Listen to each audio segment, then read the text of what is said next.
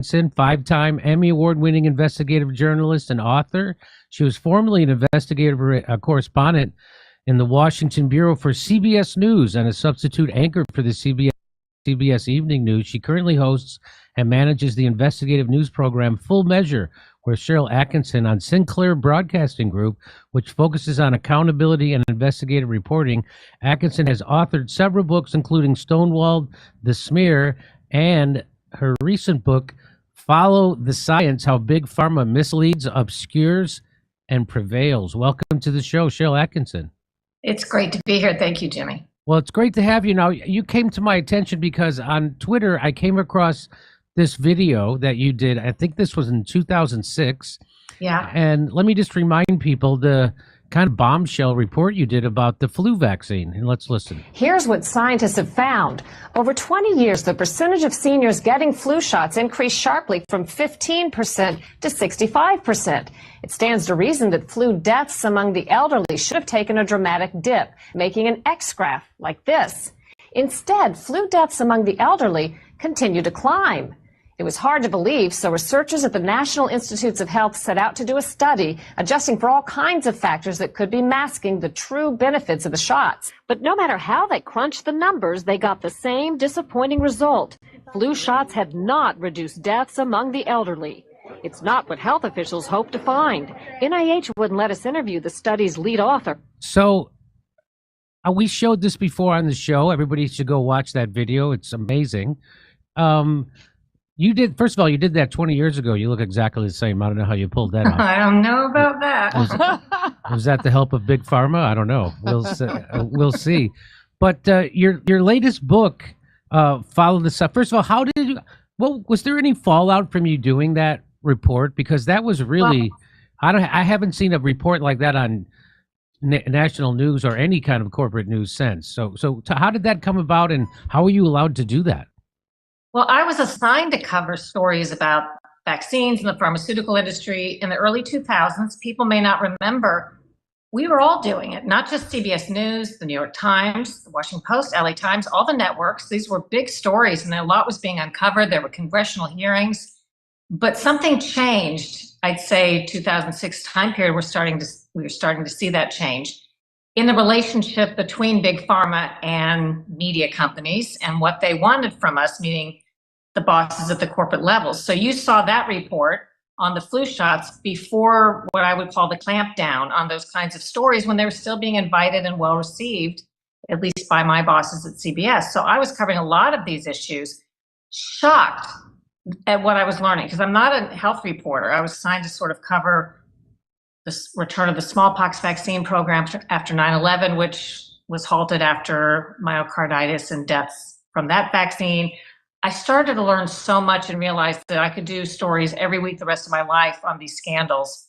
But so many of them were just unbelievable to me. And I spent years working on some of them before I ever published my first story, because it just sounds crazy at first until you start to understand how things work. And it's not how I ever thought they did. You know, I always relied on mainstream medicine and the government and our public health agencies, and was shocked as anybody to learn these things. And I thought that was very important to bring these types of stories to light on the news.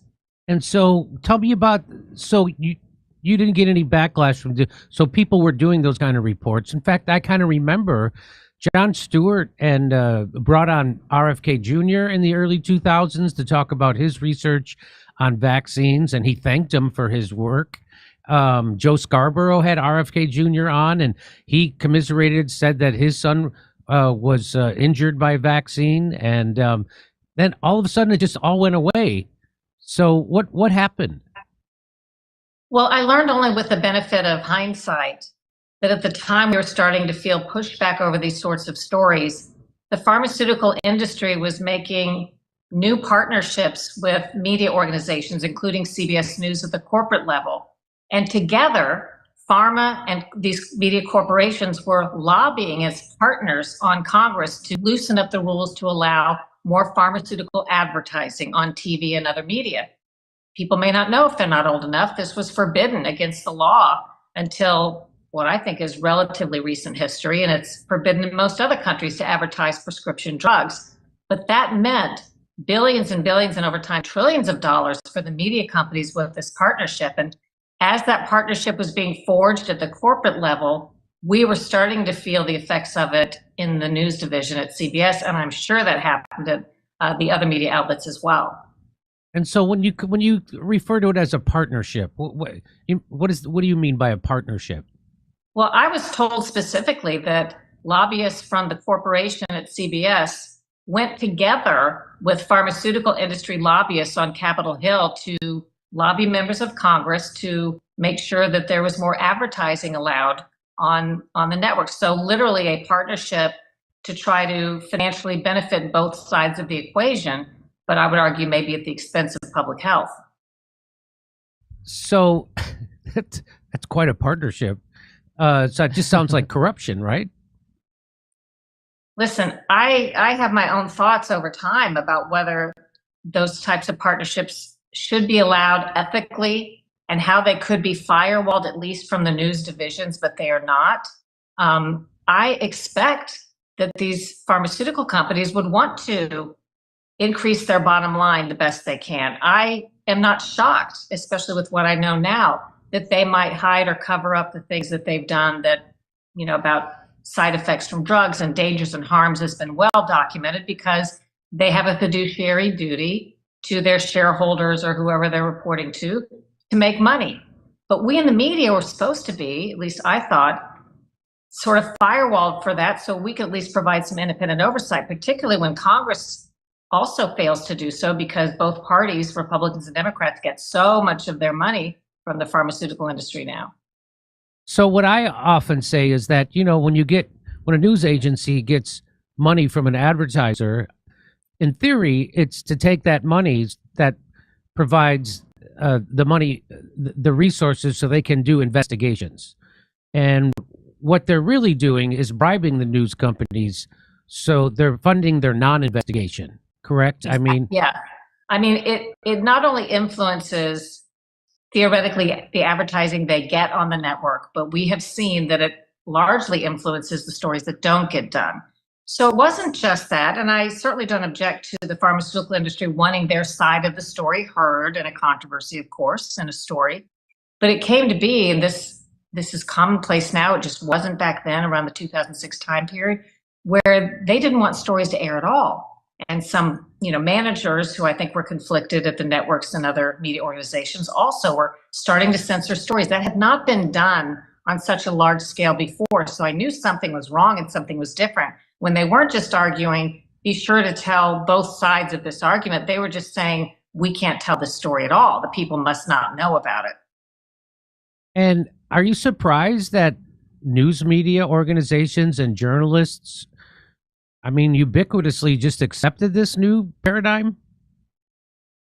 Yes, and I will tell you that there were a lot of reporters who were like me, who were covering these issues, good reporters at other news outlets who had similar experiences as I did, but maybe just didn't have the wherewithal to ultimately launch successful challenges. Honestly, I gave up too, to some degree. Once, they didn't want the pharmaceutical stories, gosh, there are thousands of things for me to investigate. I tried to look at other things, that I could investigate and publish some online, because you can get things published online at CBS, for example, easier than what you could get on the broadcast network. So I tried to continue to pitch and do those stories as best I could, but look at other things. So we as reporters understood that to get on the air in a very competitive environment, you do the stories the bosses want. You don't do the stories they don't want that they're never going to then publish. So it just sort of becomes, the lay of the land after we understand what they do and don't want. So you talk about your accidental enlightenment. Tell people about that. I was, I think, like a lot of people, particularly probably how they were before COVID, where I thought health and medicine were really one of the last trusted institutions. I've been an investigative reporter for many years and maybe didn't put a lot of faith in government and the way things work at federal agencies and so on, because I'd seen so many instances of waste, fraud, abuse, and corruption. But I really didn't think about that applying to the health agencies because I kind of saw that as a pure thing, science, and it's pure and doctors having our best interests at heart. But after 9/11, I was assigned by CBS to cover the restart. of the smallpox vaccine program. And that would be because maybe terrorists would now, the thought was, use smallpox as a biological weapon. So maybe we should start revaccinating everybody. And what I learned was, I mean, just basic things surprised me, that the reason we don't all get smallpox vaccine right now, despite, even if that could be a threat of a bioweapon coming our way, that vaccine is more problematic than others in terms of acknowledged side effects. So to start the program up again, as they were going to do, and give it to so many civilians and first responders and military was a big deal. And a lot of experts were cautioning against it, public health experts, and we're watching it very carefully. Long story short, after a fairly short period of time, not only did the first responders not want to take these shots, they were offered it first, but those in the military who were forced to take them, there started to be adverse events. There were some deaths, and I've learned that even a couple of deaths that may not sound like a lot signal or imply many more have occurred that may not be attributed to the cause. So it's important, even if there's just a handful of adverse events and deaths, because it implies many more the way the system works. And one of those deaths, Jimmy, I don't know if you remember David Bloom, an NBC reporter who had embedded with the military, died of a blood clot. And I knew he had had the smallpox vaccine, and I had read that blood clots and so on had been reported to be side effects from that vaccine and others that he got to embed with the military. And it was not properly reported as a potential vaccine death, which was required under the monitoring system. And I broke that news that, it looked to me like a cover-up that they didn't want, meaning either the military or civilian complex certainly didn't want to admit there was a potential vaccine link to the death of a news correspondent that had embedded with the military. As a result of my reporting, it was reported to the proper database, David Bloom's death, as a possible vaccine adverse event. They stopped the smallpox vaccine program ultimately because of the side effects and problems. And that was just sort of my introduction into learning all these things I never even thought to question about, vaccines and medical science and what the establishment might do. So what's interesting about this particular vaccine to me is that during COVID, at the beginning when people were vaccine hesitant, I saw many memes on social media showing a person with smallpox and attributing it all to the vaccine. And then I also did a little research. The Midwestern doctor wrote a Substack on it, and it turns out that there was a lot of controversy over the smallpox vaccine, even 100 years ago, and that towns and large groups of people were protesting against the mandatory use of the smallpox vaccine. And so did you notice that too during COVID, that people were referring to smallpox, and that was like, yeah. Go ahead. Smallpox, and another example that's a go-to is the polio vaccine. I will mention that my daughter's had all her vaccines. I didn't know about any of this, and I'm not saying I would make some different decisions. I wouldn't just probably across the board not vaccinate her, but she's had all her vaccinations. But one thing I discovered as they talk about the polio vaccine, most people don't know, all of the last cases of polio in this country were caused by the vaccine. They were vaccine strain polio. And I learned that from the head of vaccine court when I was covering, vaccine injury cases. And what makes me mad about that, Jimmy, is when my daughter got her shot for polio, she was offered, she didn't get the shot, she got the oral, which they called sugar water. Yeah. So we went to the doctor and they say, would you like to give her sugar water or a shot? And as a parent, you say sugar water, like, why is that a choice? They should have said to me, and all parents I think should have been told, the sugar water, as they call it, has a slight risk of giving your child polio. The injectable version had no risk of that, but they were giving and offering the sugar water version, the oral polio vaccine, to millions of kids without telling us and letting us make an informed choice. I was so angry about that. And I thought, this is just one of the thousands of things I learned about the whole program and how the government represents things and what's really going on. So the oral polio vaccine, it uses a different type of concoction, put it that way. And yes, it can give, in fact, we don't give the oral polio vaccine to people in the United States anymore. But guess what? They still export it and they give it to people around the world, including Africa, correct? Yes, shortly after my daughter had the oral polio vaccine, it was quietly pulled off the market. Now, why wouldn't that make international headlines? You know, if news were neutral, that you would want to know that they're pulling off the market the vaccine they've been offering and giving kids for years that was causing the only cases of polio left in this country, that they quietly pulled it off the market for that reason and, you know, switched strictly to the injectable version in the United States. Now, did you notice during COVID, to get people to take the vaccine, they were touting the fact that polio had shown up again in wastewater in New York? What they didn't tout was that it was then determined that that polio they found in the wastewater came from the vaccine. That's right. Good catch, Jimmy. You know, there's always a story behind the story, particularly when the government seems to be wanting to promote, unfortunately, a concern or maybe even provoke a scare. I've learned there's typically some kind of interest behind it if you follow the money. And yes, you're right. That was believed to have, if I remember correctly, believed to have come from someone who had either a foreigner or someone who had traveled in a foreign country, but had brought into the United States a vaccine strain case of polio that was spreading. But that was not made clear in most of the news coverage of it. It was just, oh, polio's an outbreak again. And there's always this implied blame on people who have not gotten vaccinated. And that's always used to get, you know, more people vaccinated, even when sometimes the vaccines may be part of the issue. And so how bad is that? You have a chapter in your book called 10 More Eye Openers. Could you go through some of those eye openers for us? Well, without the book in front of me, I haven't looked at that chapter in the last week or two. You can name some, or I can just tell you some other things that, along the way of my road to enlightenment, that come to mind. Yeah, sure. Go right ahead. Well, another thing that comes to mind is the fact that, you know, we think that the scientific journals are so pure, at least I did. And I know that my doctors are constantly referring to the medical journals as something, you know, the place to get information and the latest information.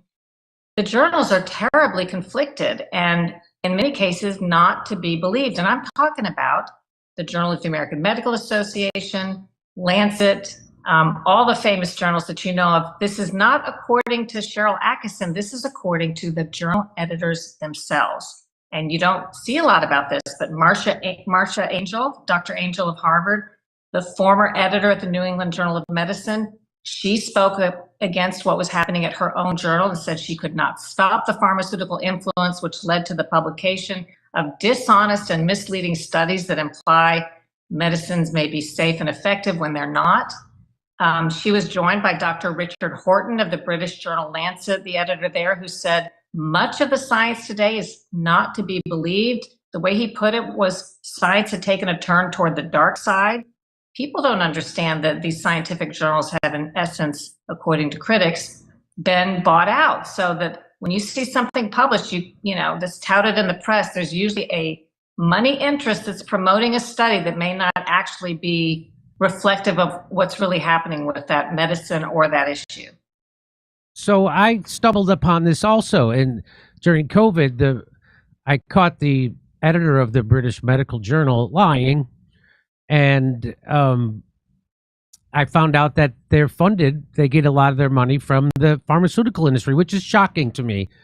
And so when you'll see a study and they'll say, oh, well, this drug, this early treatment for COVID or for anything doesn't work because we did a study and it's published in a peer-reviewed medical journal.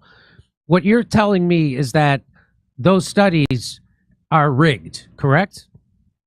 I would say, and there's been instances of proof, but more often than we know, according to the journal editors themselves, yes, the studies are calculated by the drug company who's allowed to do this. I don't even get this dynamic. I don't understand why the drug companies and vaccine makers are relied upon to do their own studies and honestly provide the data on billions of dollars worth of drugs to the government as if they're honest. I did a story on my TV show a week and a half ago, 2 weeks ago, with a whistleblower from Merck talking about, as a virologist, they were literally crossing out and changing bad data about the MMR vaccine. And even when the FDA caught him, because he blew the whistle, caught the Merck doing this, the FDA continued to rely on Merck's own data and representations of the drug of the MMR vaccine in order to make other decisions. And I'm thinking, how do you rely on the vested interest, and especially when they've been caught making,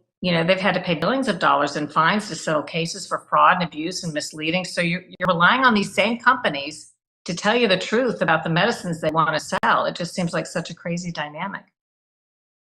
Well, it just seems like criminality to me. It doesn't. It seems like the opposite of when they passed the law to allow pharmaceutical companies to give money to the regulatory agencies, actually fund the FDA, the CDC. In fact, to the point where the 70% of the FDA's the drug safety part of the FDA is funded 70% by the pharmaceutical industry.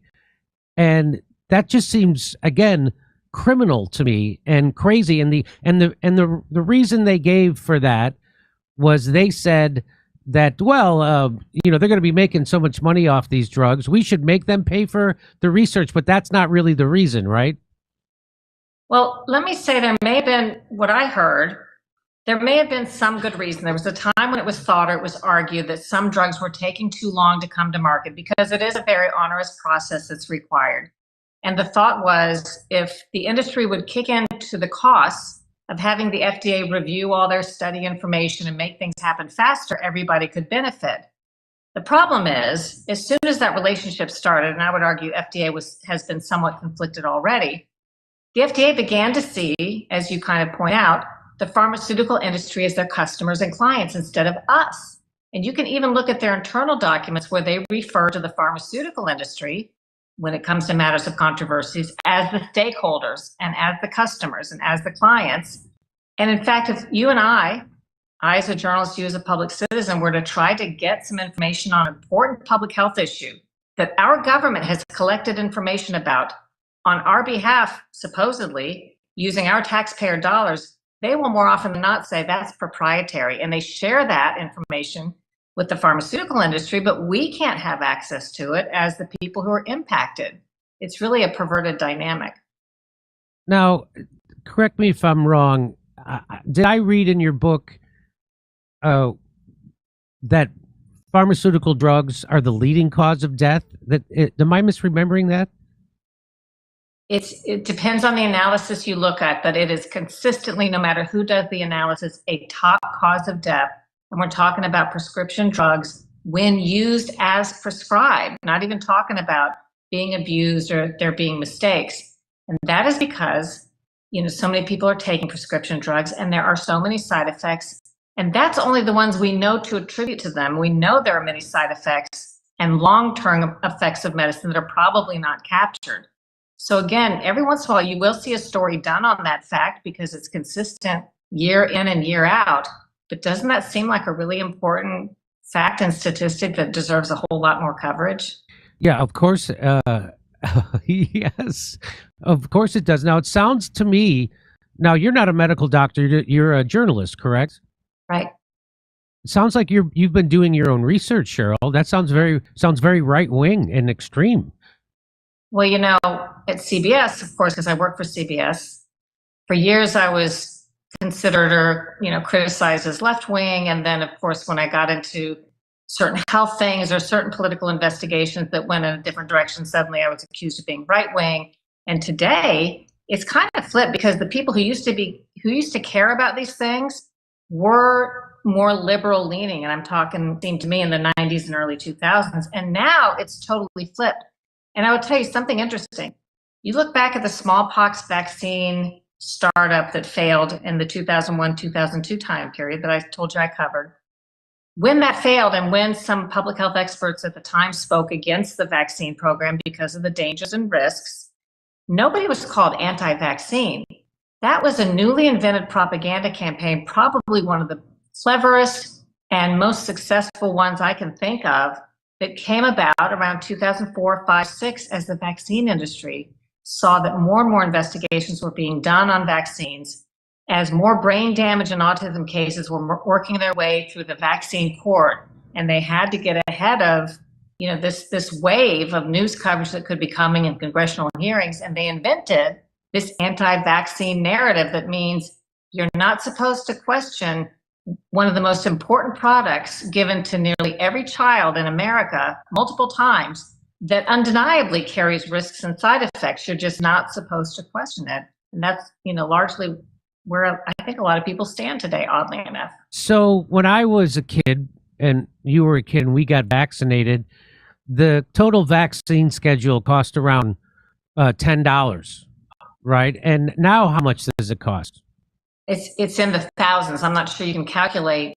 I think it's probably in the tens of thousands. It's an invisible cost to us because it's covered by insurance. That's actually us. Or the government pays for the doses for people, or it's covered through Medicare and insurance for the poor. We're paying the cost, but it's pretty invisible because we're not directly paying the cost.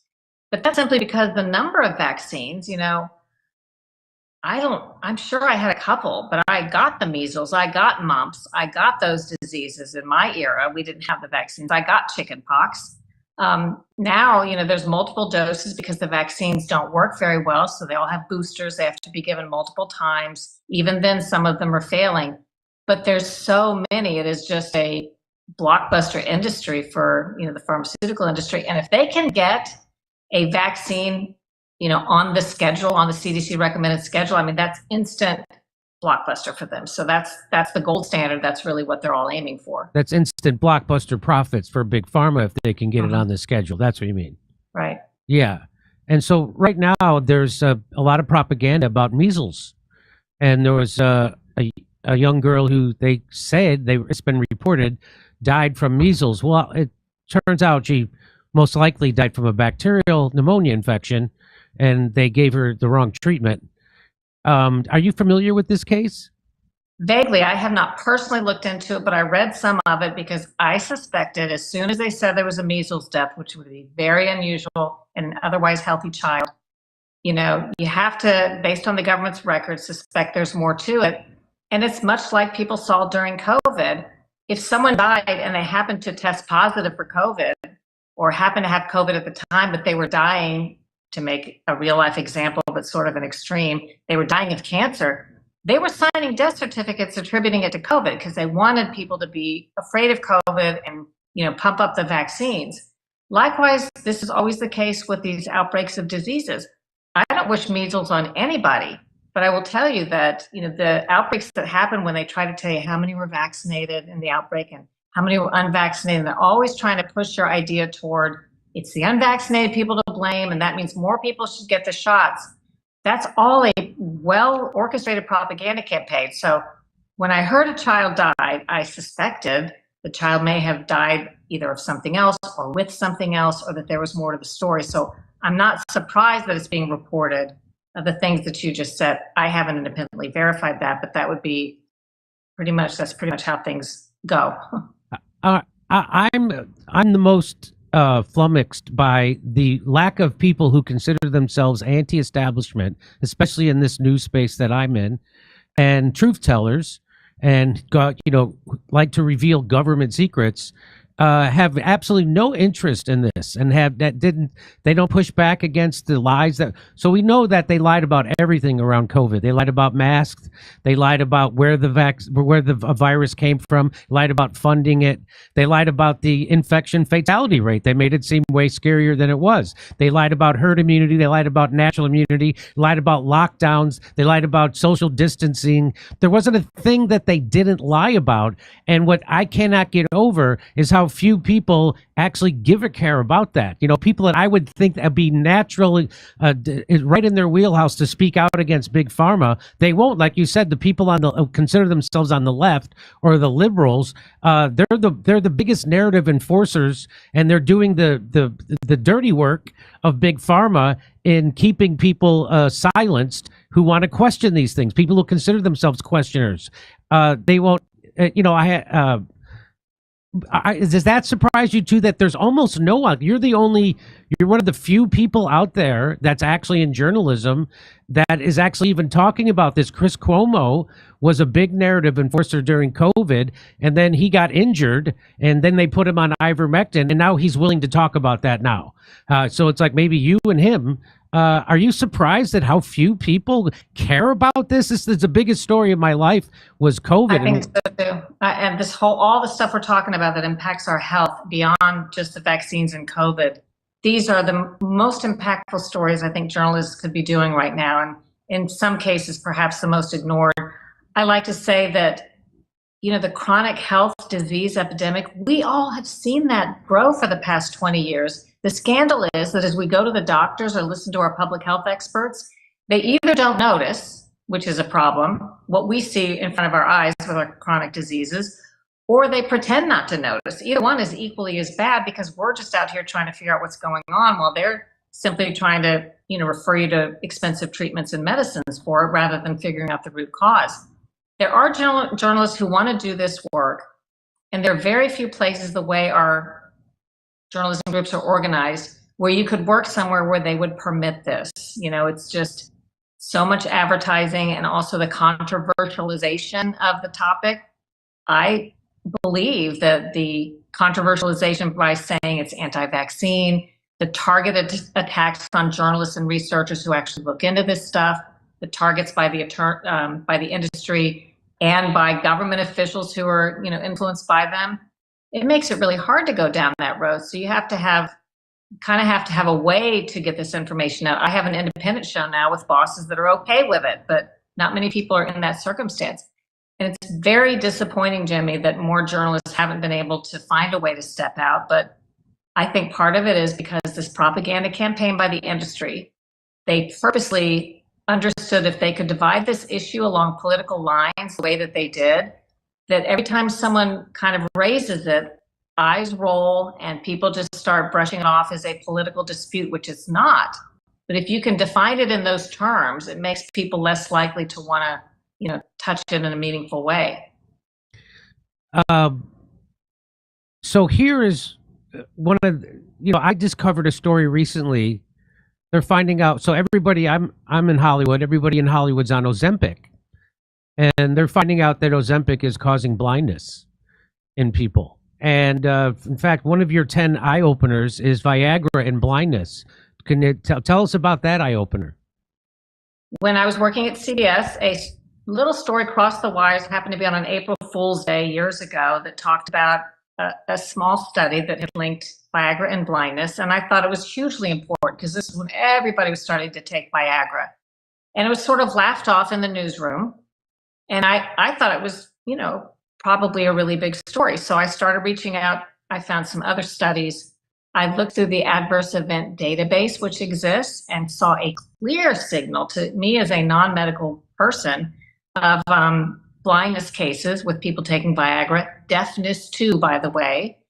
And as I continued to look into it, before I reported what I learned, the FDA actually acknowledged to me that this was an issue and they were about to put a label, work to get a label put on the drug warning of blindness. Before that, if you'd have said that to your doctor, he'd have just said, that can't be the cause, it's not on the label. It's sort of this self-fulfilling prophecy. If the doctors think nothing that's on the label could be caused by the drug, they'll never add the stuff that's caused by the drug to the label.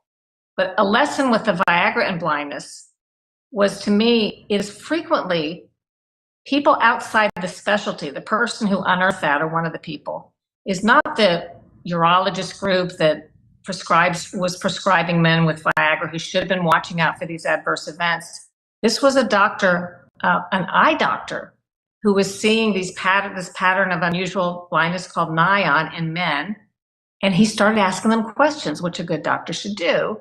And he learned that many of the men had just been taking, very recently in the last couple of days, with this blindness, had been taking Viagra, and he embarked upon the study. So one lesson I learned is it's frequently doctors outside the specialty who are not influenced directly by the drug company who targets the doctors in the specialty. And it's often the journalists who are outside health reporting or health reporters that can unearth these truths because they kind of come at it from a different angle, not just buying into everything that's told to them by the public health agency. And, their pharmaceutical interests. So another one of your 10 eye openers would be ghostwriting.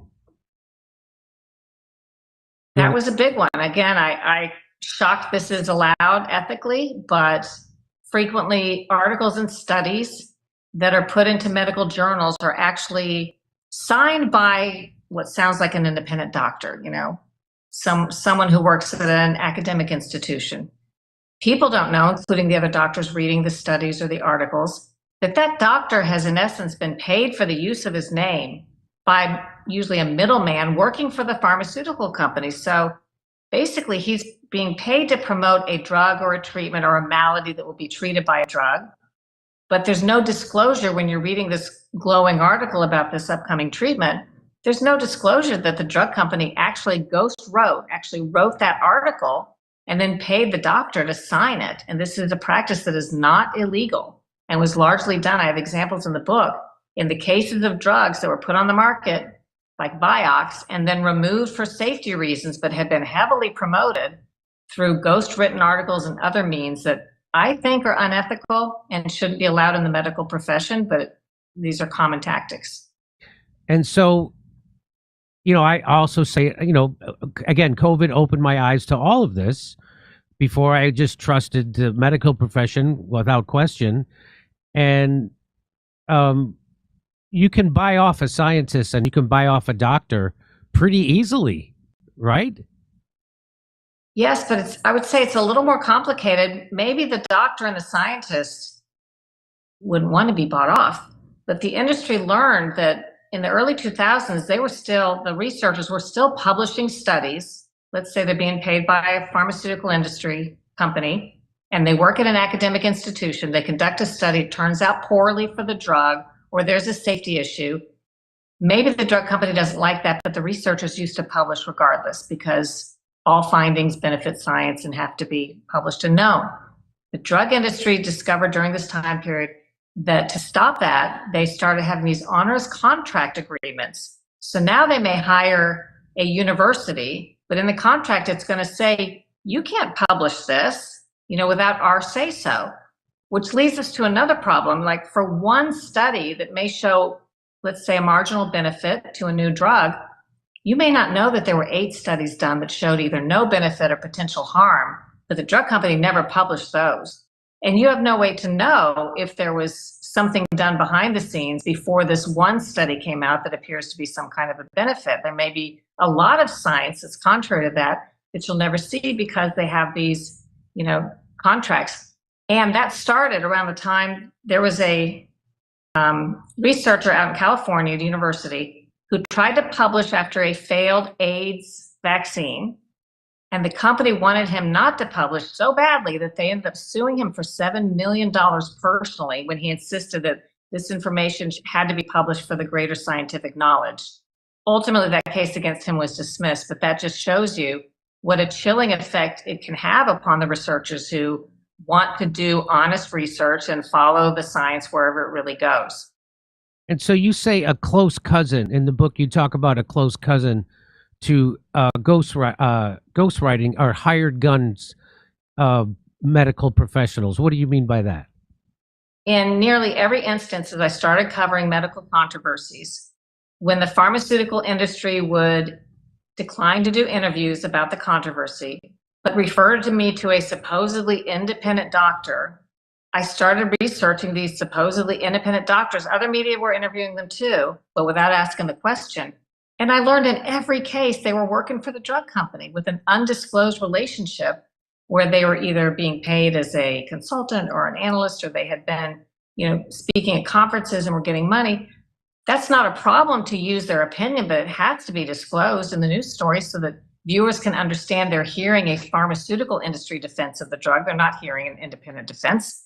And that happens all the time. And I'm not sure why more reporters that I saw interviewing some of the same people weren't asking the question or disclosing these conflicts of interest. I mean, this is mind blowing. Can I tell you, I think one of my most mind blowing ones was there's something called the Merck Manual that's considered a med school reference book. And Merck likes to say, Merck, the pharmaceutical company, It's one of the most popular reference books in the world, and it's available online as a consumer version. And knowing that Merck and these other companies have paid, as I said, millions and millions of dollars over the years for alleged fraud and misrepresentation, I'm like, how is Merck allowed to write such a widely referenced book for med students? And what does that book really tell about, let's say, Merck's own controversy with the Gardasil HPV vaccine? So I looked there and I found that under the heading of what doctors are taught by Merck in med school about the HPV Gardasil vaccine is that there were no serious side effects reported with this medicine. I about fell over when I read that, because if you just look at the label that Merck puts in with the vaccine, it has everything from death to paralysis as potential side effects. But here, doctors are being taught there are none. And as I've been discussing this since the book was published, Merck took that sentence or paragraph out of the online version of the Merck manual. But did they insert the truth? Did they put in there what the side effects are? No, they just knocked out that whole section about, that there are no side effects reported with the HPV vaccine. So if they're going to not tell the truth about their own medicines and then downplay controversies that could implicate their medicines, but this is what doctors are learning, and then I argue this is why when you go to your doctor, they typically follow, not all of them, but they typically follow certain paths that don't follow up on what adverse events might be caused by the medicine. As you said, maybe one of the top causes of prescription drugs of deaths in the country and in the world. Why isn't this being more carefully monitored? Well, doctors are not taught to look at that. They're taught to kind of look in the other direction. So this starts in medical school. So you found out that antidepressants, they started to add warnings to them about kidney problems, and then that led you to even find out about cancer and antidepressants. Can you talk about that? Antiperspirants. Oh, antiperspirants. Oh. Even worse, really. Think about this. Everybody uses antiperspirants. Let me tell you something. My daughter was at the age where she was starting to use antiperspirants, and I didn't know the difference back then between antiperspirant and deodorant. But there was new warnings for kidney issues on there. And when I called and got a source at FDA to kind of talk to me on background about what was behind the kidney warnings, he said, "Oh, I thought you were going to call me about the breast cancer stuff." And I'm like, "What's the breast cancer stuff?" It turns out, according to this very high-placed source at FDA, that there have long been studies and information connecting probably the aluminum in antiperspirants, which keeps you from perspiring, to breast cancer. And yet every time they thought about adding a warning to antiperspirants, meaning the FDA, he told me, this source, the industry fought them so hard that it's just turned into a perennial debate. Every year they would debate whether to add it. The industry would kind of threaten and beat them back down. I'm thinking, oh, by the way, this guy told me, I said, "Well, what do you do?" He says, "Well, I don't let anybody in my family use an antiperspirant. We use deodorants, which have no aluminum in it. It doesn't keep you from perspiring. It only impacts the odor." But I'm thinking, how do you get to make this decision? Because you have this inside information. You guys aren't telling the public. There's breast cancer in my family. Maybe people I know still want to use antiperspirants, but shouldn't they have the information that says, hey, there may be a link, and if you want to be really, really careful, you might want to consider this. We're not even given that benefit of that knowledge. So that was huge. Wow. So, I mean, I could talk to you for hours about this stuff because it's just, it's unbelievable. Can you tell the story about you and Robert De Niro? Because I've showed on this show before that Robert De Niro, we had a film festival at the Tribeca Film Festival. There was that movie Vaxxed, and he talked about how his own child, there was a chance that his child had been vaccine injured. And he went on the Today Show, and he was arguing that there's something there and we should look into it. And then something happened. He got a phone call, or he got threatened, or they pulled that movie from his film festival, and he never talked about it ever again. So tell people about your experience with Robert De Niro. Well, around this time, Robert De Niro really impressed me with the level and depth of research he was suddenly conducting, because his wife at the time, Grace, was convinced that their son, I believe in his late teens or early 20s at the time, she knew in her mind that he'd gotten autism from vaccines and was asking Robert De Niro to help her investigate and publicize some of this. And I thought, well, if anybody can do this and not be canceled for doing it, it's Robert De Niro. But he started calling me. Someone connected him with me. He was talking to me as a journalist. He was talking to researchers on both sides of this issue, the ones who try to debunk that vaccine autism link and the ones who believe there is one. And he was so methodical and logical about how he researched it. This is a lot to grasp. I mean, it took me years and years to come around to kind of understanding what was going on. He was doing it all in weeks, but it was surrounding, he wanted to have this movie screening at the Tribeca Film Festival, which he co-sponsors. And he was talking to me about just a lot of the stuff, really trying to get the fairest viewpoint of the research and what it showed, and get a grip on how and why the government would not tell the truth about it, what could be done. So I was talking to him during this whole time. And even before that Today Show appearance that you saw, I remember he called me the night before and said, the Today Show is going to have me on. They might ask me about the vaccine thing. And I'm like, they will ask you about the vaccine link. That's why they're having you on. And sure enough, they did. They talked a lot about, actually it was a fair interview, but he was on with his co-sponsor at the Tribeca Film Festival, or the co-founder. And she was, it's my understanding, behind getting the film canceled. And she made a big point to say, we're not canceling the film because of anybody but other filmmakers who objected, which never rang true to me, because other filmmakers who like to make films about and documentaries about untouchable subjects, that they would be ganging up on this one didn't make sense. I looked, and of course, the sponsors of the Tribeca Film Festival are connected to the vaccine industry. And I suspect that that's how they wield their power and control. I suspect they got to her, and then she ultimately really pressed this issue with De Niro and got him to pull that screening of Vax from the festival that year. And so that's what I'm talking about, how, someone like Robert De Niro, I remember Jim Carrey used to go on Larry King and talk about the connections and the lack of actual safety studies. And RFK now talks about the lack of actual safety studies. There's so much more I want to talk. Let me just ask you this.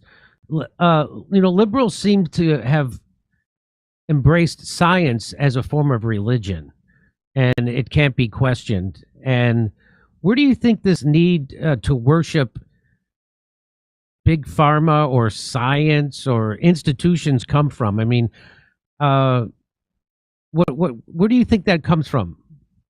This may, I don't know if I'll be able to express this and do it justice the way I'm thinking. The government and even the military are all wrapped up in the promotion of vaccines, not just for the military, but for the general population, in ways that I don't even fully understand, but that I ran across. I believe there is a psychological operations. It's a warfare operations that our government helps with, where they're using psyops tactics to divide the public, to controversialize the issues, to make the questions untouchable, to get people, they understand through whatever studies they've done of human nature and people, what words they can use, what they can do on social media to get people to, have this kind of blind loyalty and not question, and then pit them against the others and make it a political issue. I think there are puppeteers pulling all of these strings, and this is the result. It certainly seems like the people who attacked me for asking normal questions and reporting facts that I found during COVID seemed, now it makes sense that they were under the influence of a psyop, and they didn't know it, because they certainly acted like they were brainwashed, because they were brainwashed and brain dead. And to the point where, I've come from comedy, and comedians are always supposed to be poking holes in the status quo and questioning authority. That's the whole point. The court jester is the one who's allowed to tell the truth to the king. But even comedians, that to me, which was the biggest heartbreak for me, to see my profession completely bend the knee and become under the controls of a psyop, would shame people and even their audiences. They would go on stage and tell their audiences, don't do your own research, which is telling people to don't question authority and stay ignorant and just trust the man on the TV. it's just mind-boggling to me that that's where we've come. People, so you're explaining it as they're really a victim of a psyop. I believe so, because I believe they're honest thinking people or well-meaning people who believe what they're saying. I think there are bad journalists who report as if they've discovered a firsthand fact, something they clearly haven't studied or read up on. You know, I watch, it's just almost comical to watch reporters debate Robert F. Kennedy Jr., who I think arguably knows more about these issues we've discussed than any top political figure, you know, maybe ever. And to have a journalist who clearly hasn't done their research, who's just buying into the narratives of people who haven't told the truth in the past, to have a journalist tell Kennedy to his face he's wrong about this or that, when he's right. You know, I happen to know because I have done 20 years of research, you know, a lot of this stuff. And no one's calling the journalist out. The journalist is just claiming something false is true. And Kennedy is left there to try to say, well, no, that's not true, you know, and it's just a crazy dynamic. As you're disappointed in comedians, I'm very disappointed in supposed journalists who should be asking, like you say, challenging the status quo. That's what we're supposed to do as well as needed, and bring truth to light without worrying about the consequences from, you know, the powerful interests. So, you know, you all also refer to the CDC as the Center for Data Control instead of what they're supposed to be. So how do they control all the data? Listen, I had a litany of examples of how they misrepresented all kinds of figures in ways that I believe cannot have been an accident during COVID. Because if you look at the list, every time they misrepresented a figure or made a mistake in the data or something they publicized about how deadly COVID was to children in particular, it turned out to err on the side of making it seem much more dangerous to children than it was. It was never err on the side of, you know, making it seem less dangerous. It was always overinflating. That's what they do when the flu comes every year. This is sort of an MO that I recognize. But there were mistakes in data from the CDC that were of a magnitude that's just incredibly unforgivable. This is an agency that should be careful about its data. I quoted one reporter who had written a medical journal article that got published in some statistical type of journal. She counted a bunch of them. She even contacted CDC to point out persistent errors that remained on the site years after COVID about data and falsely implying things were more dangerous with COVID than were, or maybe the vaccine was better than it was. And they just still didn't want to change stuff. They wanted to stick by the bad information, even when proven wrong, and the bad facts and the bad graphs. They just have all kinds of way to put out bad science. So, this book is really, everybody should read this book, and this should be taught in not only journalism classes, it should be taught in medical schools. How did you get HarperCollins to publish this book? Well, this is interesting. HarperCollins published my other, I think, 3 books. They came to me with this idea. No. I was as surprised as you are. And I kind of wondered, would it ever get published? I mean, in the back of my mind, I've seen too many stories be canceled, too many congressional hearings that were definitely going to happen to look at this stuff be canceled at the last minute. But initially, my editor, HarperCollins, asked me to write a book on the COVID missteps, which is a bit of this book goes over that. But I said, by the time this book comes out, which was last September, that will have been pretty well covered by others. I mean, there's some fabulous books, including by Kennedy on, Dr. Fauci and so on. And I said, let's branch this out to the bigger picture, not just what happened during COVID, because people will be stunned. And I will say that the editor who says, Eric, he says he considers himself pretty well informed on these topics. He called me at some point after he read the book and he said, 90% of Americans, even those who know about this, think they know about this stuff, will not know about 80% of what's in this book. Like, he was floored at the anecdotes and the citations and the inside information. And that made me feel really good, because that was the goal, is to try to expose some common things that we're all subjected to in our daily lives. We just have no idea that's happening. Have you experienced blowback in your own professional or private life from exposing this kind of stuff about modern medicine, big pharma, vaccines? Not directly lately, definitely back when I was at CBS, and there were certain bosses that wanted me to continue covering these stories, including the dangers of statins, including all kinds of things. But then there was definitely an effort to stop that reporting. There's this push me, pull you going on inside the corporation, as I think was happening at other media outlets. Yeah, that wasn't pleasant because there were pharmaceutical interests and government officials calling CBS, trying to stop my stories, calling bosses. They would go to parties and talk to my colleagues and tell them my stories had to be stopped or that they were wrong, or, it was just stirring the pot a lot. That's certainly not a pleasant, place to be in. But I'm kind of stubborn. And I always think, when there's that much pushback over something you're reporting, it must really be important. And it makes me kind of more committed to trying to get at the truth. That's how I've treated it. I haven't heard anything about this book. I was very careful, obviously, legally, fact checking, doing all this stuff over and over and over again with this book. But they kind of leave me alone now. Maybe they do stuff behind my back, but I feel like they don't want to draw attention. It would almost draw more attention to the book to complain about it or try to point things out that they don't like. So I lost lots of friends. People I've known for 30 years attacked me over COVID. And when I said, hey, schools shouldn't be locked down, this is going to be worse for kids, not actually dangerous to kids, just like you said, the virus, and we shouldn't be mandated. People I've known my whole life turned on me and called me a grifter and said I was doing this for clicks and money, and which was the exact opposite. They demonetized most of those videos. Right. That's It's right. the exact opposite, right? And even when I go to dinner parties, right, when I used to get invited to them, I would, bring up the idea that, when we were kids, we got maybe 6 vaccines. Now that's 72 shots are on the schedule, and their eyes would just bug out. And then I would say, the first one they give them is the hepatitis vaccine, which you can only get hepatitis through drug use, intravenous drug use, or sex. And why are they giving that to a baby? And I've had doctors say to me, like, what? That's the first one they give? I've had doctors say that to me at parties, like they don't get it. And then people just don't want to talk to me anymore. It's like I'm the RFK at the party. That's happened to me. I get it. That's happened to you? Yeah, absolutely. Like, other journalists don't want to talk about this stuff.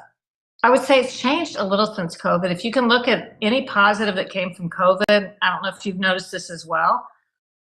There are a lot of people that weren't paying much attention to all of the things we talked about today, kind of like I was pre-2000, trusting of the medical establishment and your own doctors and thinking there can't be that kind of corruption. And I think a lot of eyes were open and people suddenly realized, well, if the government lied to us about this stuff, the wheels start turning. Well, what else have they lied to us about?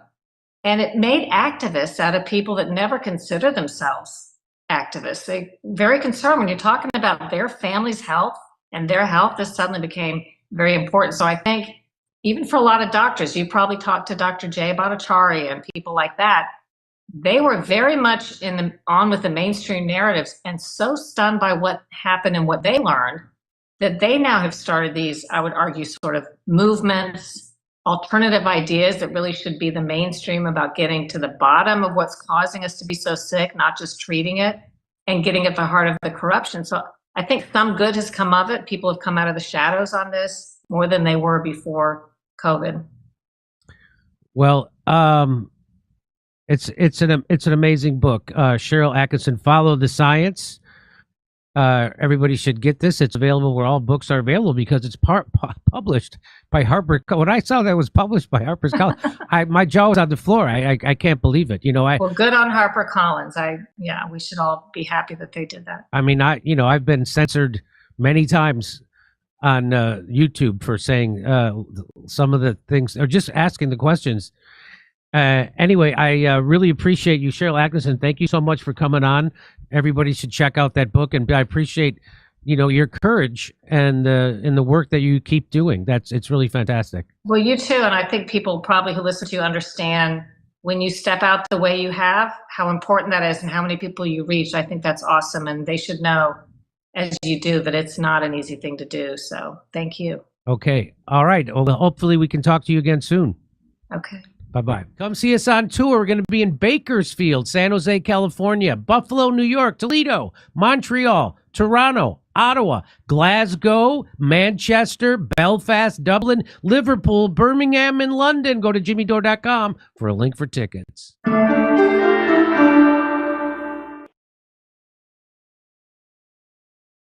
This is Democracy Now!, democracynow.org, The War and Peace Report. I'm Amy Goodman. We spend the rest of the hour with award-winning journalist and author Naomi Klein.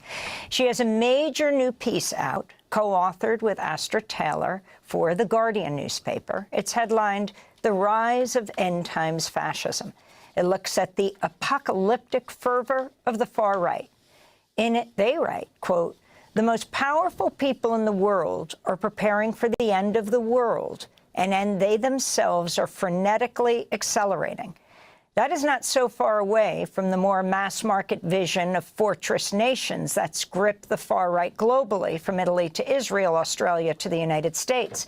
In a time of ceaseless peril, openly supremacist movements in these countries are positioning their relatively wealthy states as armed bunkers," Naomi Klein writes. She's also professor of climate justice at the University of British Columbia, founding co-director of the UBC Center for Climate Justice. Her latest book, Doppelganger, A Trip into the Mirror World. Naomi, welcome back to Democracy Now! It's great to have you with us. If you can start off by talking about your piece and what exactly you mean by talking about the end times, fascism. Well, it's very good to be with you, Amy. This isn't the most cheerful piece I've ever written, with Astra Taylor, a very close collaborator, founder of the Debt Collective. And we were trying to kind of map what is similar and what is different about the type of far-right politics that we're seeing today. And I should say the piece is not only grim, it also looks at what this can mean for a response to this particular form of fascism, because we can't fight it if we don't understand it. So I think a lot of